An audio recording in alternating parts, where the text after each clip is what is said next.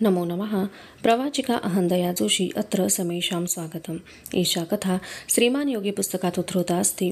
षष्ठभागस्य चतुर्दशी कथा एषा। पावसाळा संपत आला, श्रावणातले कोरडे ऊन दिसू लागले आणि राजे रायगडचे बांधकाम पाहण्यासाठी रायगडी गेले. राजांचा रायगडी मुक्काम झाला.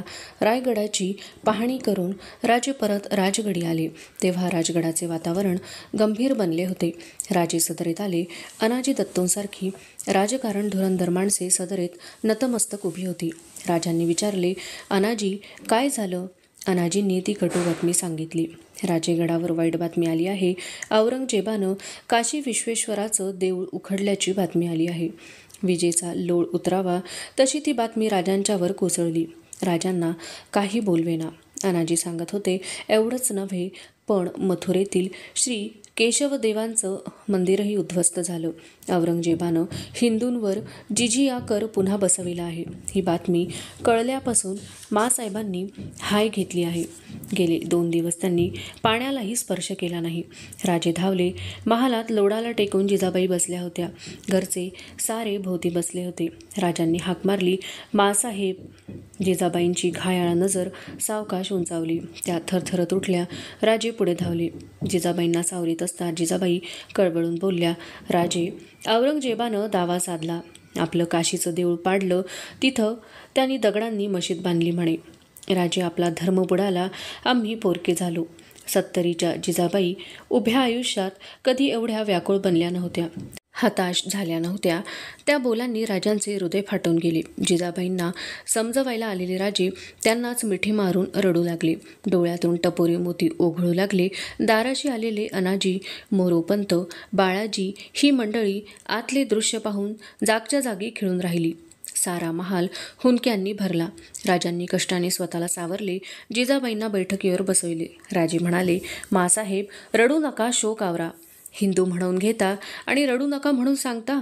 तुम्हा पुरुषांची जात कोडगी बनल्यावर बायकांनी रडण्यापेक्षा काय करायचं? जिजाबाई उफाळल्या. राजे म्हणाले, शांत व्हा माँसाहेब. अजून आमचा स्वाभिमान गहाण पडलेला नाही. उत्तरेतल्या हिंदूंना कदाचित धर्माची चाड नसेल. राजपूत म्हणून घेणारे धर्म विसरले असतील, पण आम्ही तेवढे नादान बनलो नाही. तुम्ही काय करणार? जिजाबाई उद्गारल्या. काय करणार नाही ते विचारा. औरंगजेबाला आपल्या कृत्याचा पश्चाताप करावाच लागेल. काशी विश्वेश्वराची शपथ घेऊन आज आम्ही प्रतिज्ञा करतो.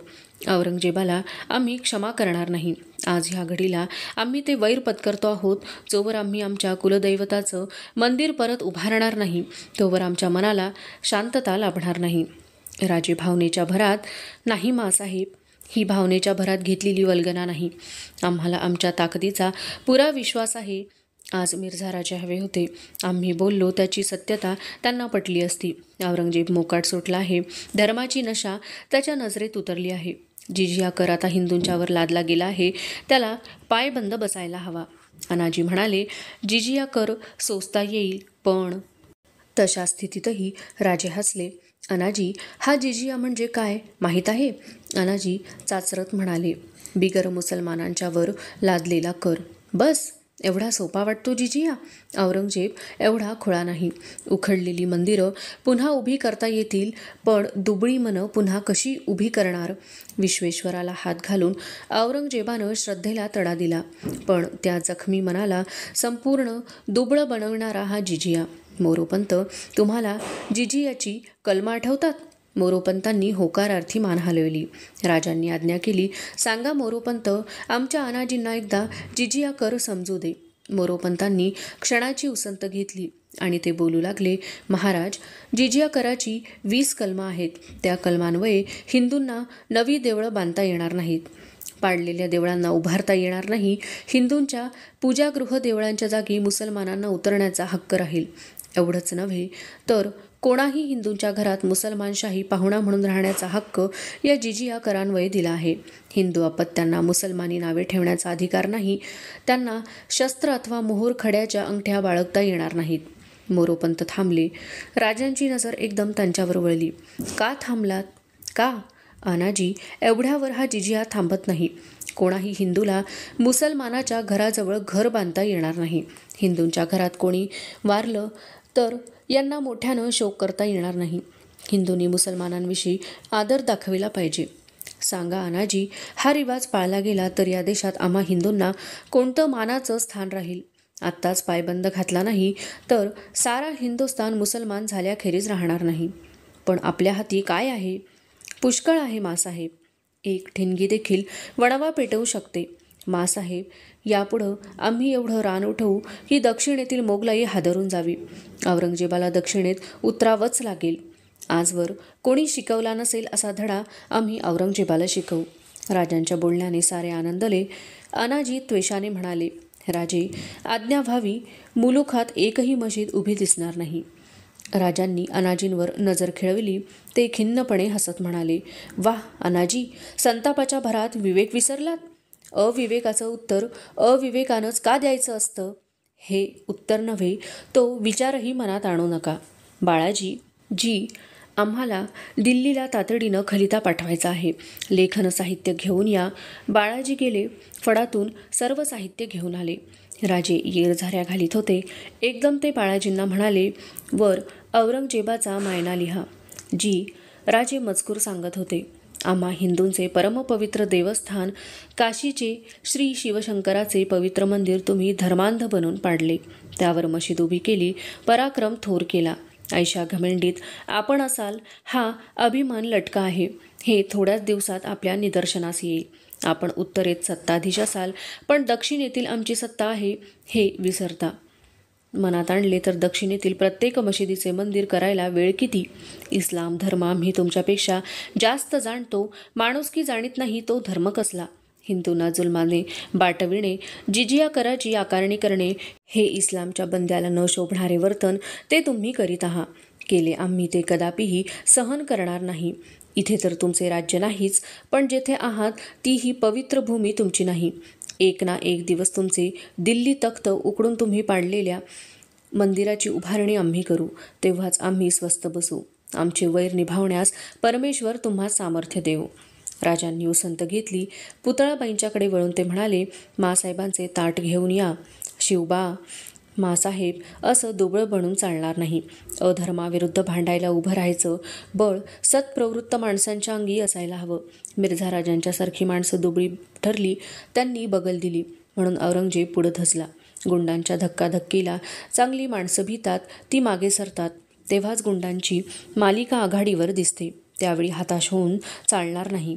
शेजारी बसून राजांनी जिजाबाईंना जेवू घातले. दुसऱ्या दिवसापासून राजांनी आल्या फौजेला गोळा होण्याचे हुकूम सोडले. राजांनी मिळेल तेवढा दारुगोळा, हत्यारे, बंदुका खरेदी करण्याची आज्ञा फडाला दिली. राजे पुरे बेचैन बनले होते. सायंकाळी राजे माझीकडे गेले असता प्रतापराव गुजर आणि रावजी सोमनाथ परत आल्याचे कळले. संभाजीराजांच्या जहागिरीची तजवीज पाहायला गेलेले सेनापती आणि रावजी सोमनाथ वर्दी न देताच परत येतात याचे राजांना आश्चर्य वाटले. राजे तसेच वाड्याकडे परतले. प्रतापराव गुजर आणि रावजी राजांची वाट पाहत होते. सदरेवर येताच राजांनी विचारले, प्रतापराव, काय झालं? प्रतापरावांच्या चेहऱ्यावर हास्य होते. ते म्हणाले, महाराज, चिंता करण्याचं कारण नाही. औरंगजेबानं हिंदूंवर आग पाडायला सुरुवात केली आहे. मोगलाई त्यामुळे प्रजा त्रस्त झाली आहे. आम्ही औरंगाबादेला असता औरंगजेबानं आम्हाला अटक करण्याचा हुकूम शहाजादा मुअज्जमला पाठविला. त्याची बातमी आधीच शहाजाद्यांना लागली. शहाजादे औरंगजेबाच्या बाजूचे नव्हते. त्यांनी आम्हाला सूचना दिली. रातोरात फौजेसह मी औरंगाबाद सोडलं. तसाच रावजींना वऱ्हाडात निरोप पाठविला. आम्ही सर्व सुखरूपपणे परत आलो. राजांनी समाधानाचा निश्वास सोडला. प्रतापरावांनी सांगितले, महाराज, वऱ्हाडातून रावजी तसेच आले नाहीत. माझा निरोप पोहोचताच मोगलाई ठाण्यांची लुटालूट करीत लाखो रुपयांची लूट घेऊन रावजी परत आले. रावजी, हे खरं? राजांनी विचारले. रावजी म्हणाले, नाईलाज झाला महाराज. आपण आग्र्याला जाताना वाट खर्चाला दिलेले 1,00,000 रुपये औरंगजेबानं कापून घेतले. ते आम्ही विसरलो नाही. त्यावर कळस म्हणून हा कट रचला. तह मोडलाच होता. मग हात हलवीत आपल्यासमोर येणं बरं वाटलं नाही. म्हणून येताना औशापर्यंत सर्व वऱ्हाड प्रांत लुटीत आलो. 20 लाखांची लूट मिळाली. वाह रावजी, शाब्बास तुमची. राजे पुढे होऊन रावजींची पाठ थोपटीत म्हणाले, अशी समयसूचक माणसं आम्हाला हवीत. औरंगजेबाबरोबर वैर उगवण्याचा पहिला मान तुम्ही मिळवलात. आम्ही समाधान पावलो.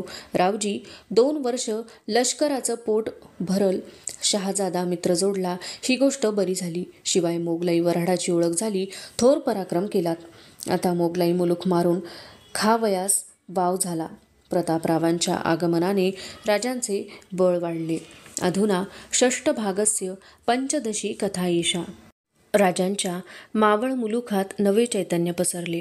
4 वर्षे जवळजवळ संथ राहिलेला प्रवाह उसळू लागला. गावोगावी घोडी दौडू लागली. गावची तरणी ताठी पोरे राजांच्या फौजेत गोळा होत होती. खुंटीवरच्या लटकलेल्या तलवारींना धार चढत होती. मुलुखाची बटाई झाल्यापासून राजांच्या वरचे प्रेम उदंड झाले होते. राजगडावर दररोज नव्या बातम्या येत. हिंदू लोकांच्यावरील अत्याचारांना ऊत आला. मोगली मुलुखात जुलुमाला कंटाळलेले लोक बाहेर पडत होते. गडाच्या सदरेवर मुलुखाचे सुभेदार शिलेदार हजर झाले. आपापल्या शिबंदीचा तपशील ते राजांना देत होते. सदर बैठकीत राजांनी आपला विचार मांडला. प्रथम आपले गमावलेले गड हाती यायला हवेत. मिर्झा राजांनी जे तंत्र वापरलं तेच आपण वापरू. गड घेत असता आपल्या फौजा साऱ्या मोगलाईत पसरू देत. वऱ्हाड, उत्तर गंगथडी, औसा या भागात फौजा जाऊ देत. एकाच वेळी गडांची आणि मुलखाची मोहीम? अनाजी उद्गारले. अनाजी, त्यात अवघड काय? आम्ही मिर्झा राजांना गड दिले, पण 27 गड मजबूत ठेवणं सोपं नाही. त्यासाठी मिर्झा राजांनी गडांचे तट पाडून कमजोर केले. तोटक्या शिबंदीनिशी शत्रू हाती असलेले गड आपल्याला लवकर घेता येतील. ते बळकट होण्याआधीच आपल्या हाती आले पाहिजेत. मोरोपंत, पेशवे निळोपंत मुजुमदार आणि अनाजी, तुम्ही राजकारण यत्न करून किल्ले घ्यावेत आणि आमचे मावळे गड घेतील. प्रतापराव सरनौबतांनी तर पुष्कळ मोठे काम केले. मोगलाईत पसरलेले मराठे त्यांनी राजांना आणून भिडवले. राजांनी मुहूर्त पाहून पहिली फौज मोगलाईत पाठवून दिली. राजांनी आपल्या देखरेखीने 2000 माणसांची निवड केली. त्यात अचूक नेमबाज, तिरंदाज, निष्णात पटेकरी, भालाईत, तलवार बहादूर यांचा समावेश होता. डोक्याला मंदिल, अंगात सखलादी अंगरखे असा त्यांचा वेश होता. त्यांच्यापैकी काही सोनकड्यांचे, रौप्यकड्यांचे मानकरी होते. जिजाबाईंनी विचारले, राजे, ही 2000 फौज कसली? राजे म्हणाले, मासाहेब, हे आमचे शरीररक्षक सदैव आमच्या सान्निध्यात राहतील. जीवाला जपू लागलात तर? जिजाबाई हसल्या. नाही मासाहेब, यापुढं आम्हाला गाफील राहून चालायचं नाही. वारे मोल जीव टाकायला आम्ही मोकळे नाही. श्रींचं राज्य या भूमीवर अवतरेपर्यंत गाफील राहणं आम्हाला परवडायचं नाही. सूर्यास्त होण्याआधीच सायंकाळी तानाजी, येसाजी, सूर्याजी यांच्याबरोबर राजे गडावरून फिरून आले. वाड्याच्या प्रथम दरवाजात जिजाबाई उभ्या होत्या. बाळाजी शेजारी उभे होते. जिजाबाई थकल्या होत्या. मान हलत होती तरी त्या ताठ उभ्या होत्या. वाड्याच्या दरवाजाशी जिजाबाईंना पाहून राजांना आश्चर्य वाटले. जिजाबाईंनी ते जाणले. राजे या बाळाजीला वाड्यासमोर देवडी बांधून घ्यायला सांगत होते. आलेल्या माणसाला एकदम सदरेवर यावं लागतं. तुमच्यासमोर अवघडतात बिचारी. आमच्या ते ध्यानी आलं नाही. येसाजी, तानाजी यांच्याकडे पाहत जिजाबाईंनी विचारले, गुप्त बोलणी झाली? गडबडीने राजे म्हणाले, गुप्त बोलणी कसली? आता सारा उघडा मामला कोणत्या किल्ल्यापासून सुरुवात करावी याचा आम्ही विचार करीत होतो. जिजाबाई राजांच्या जवळ आल्या. त्या म्हणाल्या, चला. जिजाबाईंच्या पाठोपाठ सारे जात होते. जिजाबाई वाड्याच्या दक्षिणेला उभ्या होत्या. समोर पाहत हात करीत त्या म्हणाल्या, तो पहा. साऱ्यांची नजर वळली. कोंढाणा दिसत होता. जिजाबाईंचे शब्द कानांवर आले. रोज सकाळी तो कोंढाणा आमच्या डोळ्यात चलतो. आमच्या नजीकचा एवढा महत्त्वाचा गड शत्रू हाती असलेला पाहून वाईट वाटतं. महाराज, मासाहेबांच्या तोंडानं जगदंबा बोलली. कौल मिळाला. तानाजी म्हणाला. राजे विचारात पडले. मोगलाईने अत्यंत जागरूकतेने राखलेले 2च गड, एक पुरंदर आणि दुसरा कोंढाणा. कोंढाण्यावर उदयभानू होता, जातीचा रजपूत. कडवा किल्लेदार. 2000 राजपुतांच्या कडव्या पहाऱ्यात कोंढाणा जपला जात होता. गडही तसा सोपा नव्हता. कसला विचार करता राजे? जिजाबाईंनी विचारले. मासाहेब, कोंढाणा भारी मजबूत गड. तो घेणं इतकं सोपं नाही. कदाचित. मग त्याचा विचार करू नका. जिजाबाईंनी सांगितले. हा पुढं घेता येईल. नाही मासाहेब, अशा गडांना भिवून बादशहाला थप्पड मारणं जमायचं नाही. तानाजी बोलून गेला. आमच्या आधी कोंढाणा निपजला असल म्हणून आम्हाला तो भारी नाही ठरली गोष्ट ठरून गेली. पण जबाबदारी फार मोठी. अपयश आम्हाला चालणार नाही, राजे बोलले. तानाजी येसाजी राजांच्याकडे पाहत होते. तानाजी एकदम पुढे झाला आणि त्याने राजांचे पाय शिवले. राजे दचकून म्हणाले, तानाजी हे काय? महाराज, लहानपणापासून हे पाय जोडले. आजवर मी काय बी मागितलं नाही, आज एक मागणं आहे, तानाजी म्हणाला. राजांनी तानाजीला जवळ घेतले. सद्गतीत आवाजात ते म्हणाले, तानाजी माग. राजा, ह्या शिवाजीजवळ तुझ्यापेक्षा मोलाची चीज कोणती नाही. राजे, हा कोंढाणा मला द्या. तानाजी, राजे ओरडले. वचनाला बट्टा लावू नका राजे. कोंढाणा घ्यायचं काम माझं. अपयश आलं तर तोंड दाखवणार नाही. तानाजी राजांना बोलवेना. राजे तानाजीसह वाड्यात आले. दुसऱ्या दिवशी राजांनी तानाजीला विडा दिला, वस्त्रे दिली. तानाजी सूर्याजीसह कामगिरीवर निघाला. त्याने जिजाबाईंचे पाय शिवले. जिजाबाई म्हणाल्या, तानाजी सांभाळून.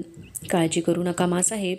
राजे, नवमीच्या रात्री झोपू नका. गडावर नजर ठेवा. नवमीला खुणेची गंजी पेटलेली दिसेल तुम्हाला.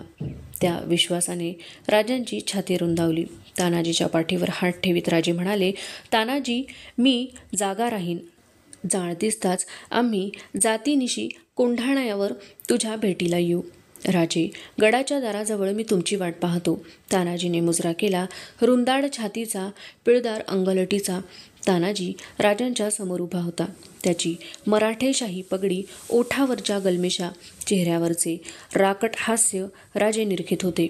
क्षणभर दोघांची नजर एकमेकांना भिडली आणि तानाजी वळला. दरवाजा बाहेर जाईपर्यंत राजे त्याच्याकडे पाहत होते. 4 दिवस उलटले. तानाजीने रोहिड खोऱ्यातील मावळे गोळा केल्याची बातमी आली. कोंढाणा तानाजीला परिचित होता, तरीही राजांच्या नजरेसमोरून कोंढाणा हलत नव्हता. ते काळे कभिन्न ताशिवकडे राजांनीच बनवलेली भक्कम तटबंदी, उदयभानूसारख्या कडव्या राजपुताचा जागता पहारा राजांना काही सुचत नव्हते. त्यांचे मन पुरे बेचैन बनले होते. सज्जात उभे राहून ते कोंढाणा पाहत होते. देवघरातील पूजा वाढत होती. नवमीचा दिवस उजाडला. फडात राजांनी सर्व आज्ञा दिल्या. मुंगीच्या पावलांनी दिवस सरत होता. सूर्यास्ताला राजे सूर्यवंदन करून आले. रात्र वाढत होती. राजे आपल्या महाली बसले होते. राहून राहून ते सज्जात जात होते. आकाशात नक्षत्रे चमकत होती, पण ज्या ताऱ्याची राजे वाट पाहत होते त्याची दिशा मोकळीच होती. रात्रीच्या वेळी मासाहेब महालात आल्याचे पाहून राजांना आश्चर्य वाटले. त्यांच्याबरोबर मनोहारी पुतळाबाई होत्या. मनोहारीने काही न बोलता समयांच्या वाती प्रज्वलित केल्या. राजांनी विचारले, मासाहेब झोपला नाही? झोपच येईना. पुतळाबाईंच्याकडे वळून राजांनी विचारले, आणि थोरल्या राणीसाहेब? अवघडली ती. मी झोप म्हणून सांगितलं. जिजाबाईंनी उत्तर दिले. जिजाबाई बैठकीवर बसल्या. बाजूला पुतळाबाई, मनोहारी बैठकीखाली बसल्या. राजे मात्र येरझाऱ्या घालीत होते. कोणी काही बोलत नव्हते. गडावरच्या पहाऱ्यांची जाग मात्र अधूनमधून ऐकू येत होती. प्रहाराचे तास वाजत होते. मध्यरात्र टळली तसे राजे म्हणाले, मासाहेब आपण झोपा. बातमी आली म्हणजे उठवीन. तानाजी कोंढाण्याशी परिचित आहे. तो अपयश घेणार नाही. अरे सोन्यासारखी माणसं जीव गंतवून राहिलीत, झोप येईल कशी? राजे परत सज्जात जाऊन उभे राहिले. बराच वेळ राजे उभे होते. कंटाळून राजे वळणार तोच त्यांची दृष्टी अंधारावर खेळली. एक तारा मोठा होत होता.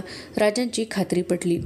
ते ओरडले, मासाहेब गड घेतला, फत्ते झाली. राजांच्या खांद्यावर जिजाबाईंची बोटे विसावली. मागे मनोहारी पुतळाबाई उभ्या होत्या. राजे बोटाने दिशा दाखवित होते. जिन्यावर पावले वाजली. मोरोपंत आत आले. आनंदाने म्हणाले, महाराज कोंढाणा सर झाला. तेच आम्ही मासाहेबांना दाखवित होतो. इतकं सुरेख नक्षत्र आकाशात कधी उगवलं नसेल. उगवणार नाही मोरोपंत. तानाजीनं शब्द पाळला. आता आम्ही आपला शब्द पाळू. घोडी तयार ठेवा. ती आज्ञा करूनच इकडे आलो. आम्ही आलोच. राजे वळले. आत्ता जाणार? जिजाबाईंनी विचारले. हो मासाहेब, तानाजीला भेटण्यासाठी आमचा जीव उतावीळ झाला आहे. गडाच्या दाराशी तो आमची वाट पाहत असेल. राजे वाड्याबाहेर आले तेव्हा पेटलेल्या मशालींच्या उजेडात घोडी उभी होती. गडाखाली अश्वदळ सज्ज होते. राजे गड उतरून स्वार झाले. राजांच्या पाठोपाठ अश्वदळ जात होते. समोर मशाली फरफरत होत्या. घोड्यांच्या टापांचा आवाज घुमत होता. सूर्योदयाच्या सुमारास राजे गडावर पोहोचले. गडाच्या मेट्यावर मावळ्यांचे पहारे होते. राजांना पाहताच मुजरे झडत, पण सारे खालच्या मानेने. राजे पुणे दरवाजातून वर गेले. कुणाच्या चेहऱ्यावर आनंद दिसत नव्हता. उलट सारे चेहरे काळवंडून गेले होते. सगळीकडे कशी भयाण शांतता पसरली होती. राजे गडावर आले. कुणाला काही विचारायचे धाडस होत नव्हते. गडावर एके ठिकाणी गर्दी जमली होती. राजांची पावले तिकडे वळली. राजांना पाहताच प्रत्येकाच्या डोळ्यांतून अश्रू ठिबकले. राजांच्या मनाचा थारा उडाला. राजांना वाट दिली गेली. राजांची पावले जागच्या जागी खेळली. मोकळ्या जागेत सूर्याजी अश्रू ढाळीत बसला होता. त्याच्यासमोर निळा शेला पसरला होता. राजांनी तो शेला त्याच क्षणी ओळखला. तानाजीला वेढा देताना तो शेला राजांनी दिला होता. राजांचा डावा हात छातीवर गेला. उभ्या जागी त्यांचा कंठ दाटून आला. राजे उद्गारले, आई भवानी. बधीर पावलांनी राजे चालत होते. थरथरत्या हातांनी राजांनी शेला सरकवला. तानाजी शांतपणे झोपला होता. नेत्र मिटले होते. गालावरच्या जखमेचे ओहळ कानावर उघळले होते.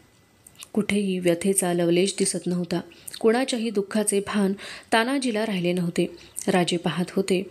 राजांचा तानाजी स्वराज्याच्या स्थापनेपासूनचा सोबती, अफजलच्या प्रसंगातला पराक्रमी किती आठवायचं. क्षणभर राजांनी आपल्या डोळ्यांसमोर हात धरला. दीर्घ निश्वास सोडला. परत राजांना हुंदका फुटला. राजे म्हणाले, तानाजी, काय केलंस हे? आजवर कधी खोटं बोलला नाहीस. ते धाडस आजच का केलंस? अरे, तू वचन दिलं होतंस ना. आमच्या स्वागताला गडाच्या दरवाजाशी उभा राहणार होतास ना. राजांनी मोठ्या कष्टाने अश्रू आवरले. त्यांचं लक्ष सूर्याजीकडे वळले. राजांनी विचारले, काय झालं? जोत्याजी गहिवरल्या आवाजात बोलत होता. शब्द अडखळत होते. माणूस गेलं असेल, नसेल, तोच दैवानं दावा साधला. गडाला जाग आली. गनिम सावध झाला. हिलाल चंद्रज्योती लावून 1000-1200 माणूस चालून गेलं. सुभेदारांनी हर हर महादेवची गर्जना केली आणि मावळ्यांसह ते चालून गेले. एकच कापाकापी सुरू झाली. तानाजीरावांनी उदयभानूला गाठलं. दोघं बी बळकट वार करीत चालले, पण सुभेदारांच्या नशिबाचं बळ तुटलं होतं. उदयभानूच्या तडाख्यानं त्यांची ढाल तुटली. डाव्या हातावर वार झेलीत तानाजी उदयभानूला भिडले आणि काय होतंय हे कळायच्या आत दोघेही जमिनीवर कोसळले. आणि गदगदलेल्या स्वरात राजांनी विचारले. सुभेदार पडले तशी साऱ्यांची हिंमत तुटली. सारे कड्याकडे धावू लागले. सूर्याजीकडे बोट दाखवून जोत्याजी म्हणाला. पळणारे मावळे पाहून सूर्याजीरावांनी हिंमत बांधली. फिरंग हाती घेऊन ते धावत गेले. गडाचे दोर कचाकच कापले आणि ते ओरडले, तिथं तुमचा बाप पडला आणि पळता कुठं? पळणारे मावळे वळले. लढाईचा रंग पालटला. राजपूत पळू लागले. अनेकांनी कड्यावरून उड्या घेतल्या. गड काबीज झाला. राजांची नजर सूर्याजीकडे वळली. त्याच्या अश्रूंना खळ नव्हता.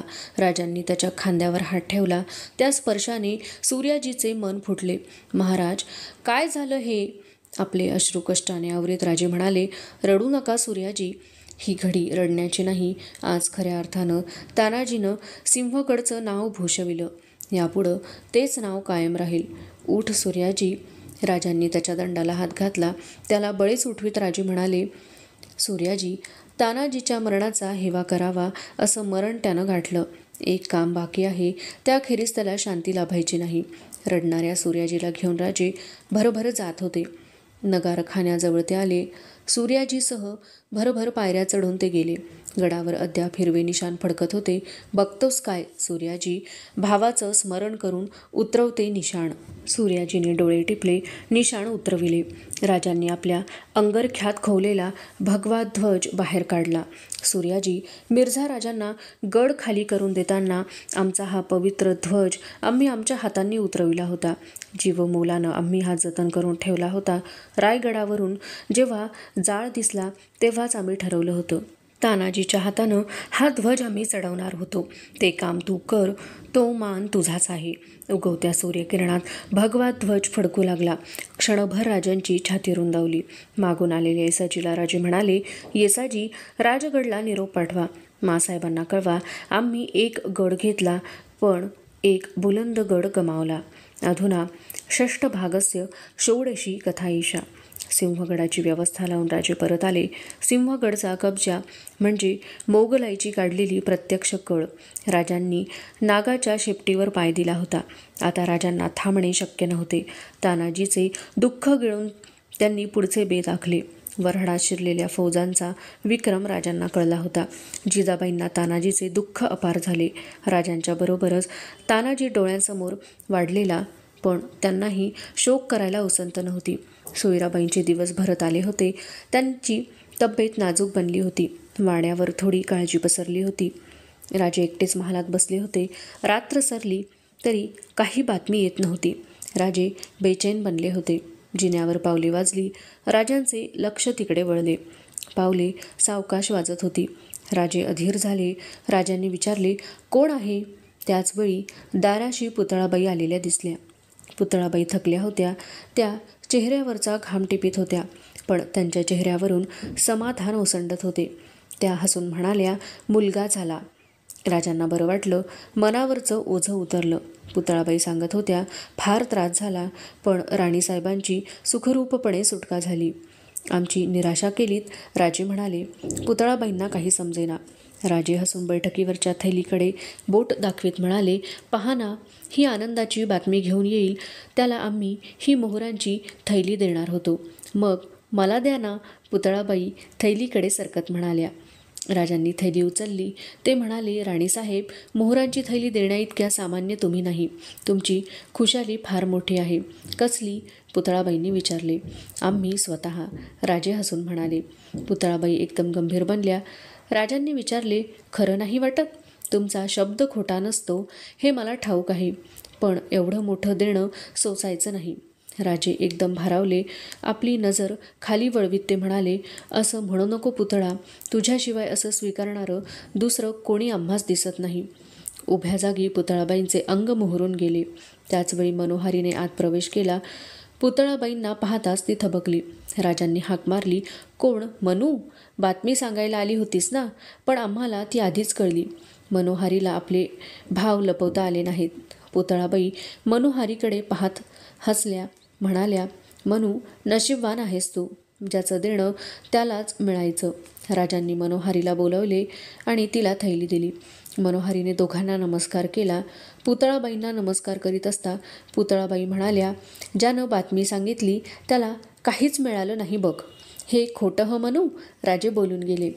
पुतळाबाई एकदम लाजल्या. मनोहारी काही न समजता महालाबाहेर गेली. पुतळाबाई रागाने म्हणाल्या, काय समजेल ती? राजे मोठ्याने हसले. सायंकाळी राजे सोयराबाईंच्या महाली गेले. जिजाबाई बाळाला घेऊन बसल्या होत्या. राजांनी मुलाला पाहिले. सत्कार केला. राजे सोयराबाईंना भेटले.